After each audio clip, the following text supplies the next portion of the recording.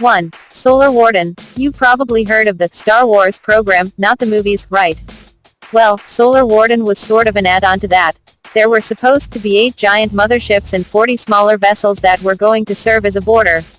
Okay, this next part is super crazy. William Tompkins, an insider, was recruited to help develop the vessels used in the Solar Warden fleet, but get this, he said he communicated with benevolent ETs telepathically.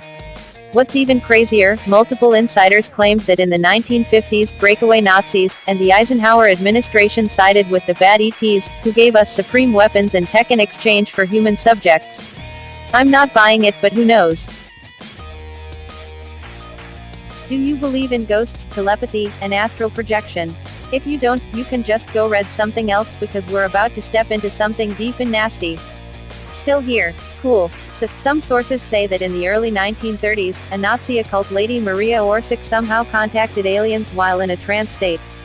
Those aliens, who apparently were the progenitors of the Aryans, taught her how to build an interstellar spaceship. She didn't want to share that knowledge with Hitler, and eventually, her entire group just disappeared in thin air, leading some people to believe that she did manage to build that spaceship and left for Aldebaran. It's the reptilians, finally.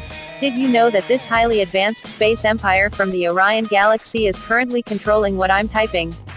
Yeah, it's unbelievable what those handsome space iguanas are capable of. Oh, by the way, they themselves are in turn controlled by an artificial intelligence from another universe. Yup, you heard me right, an AI from another freaking universe.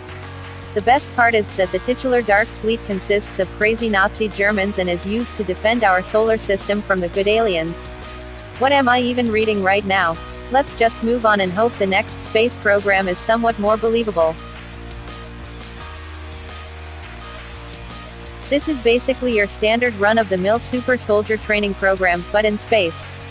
Genetically enhanced embryos were created from scratch, implanted into women, and after being born their harsh training would start.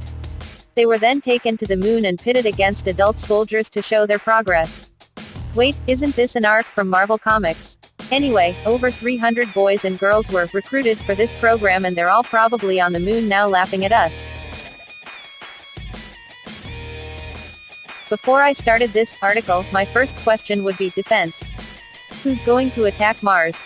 But now I know better.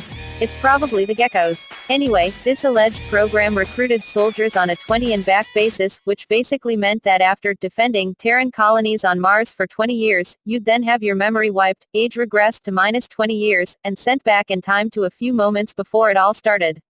I kid you not, you'd be defending Martian colonies from the lizard people and then just go back in time like it never happened.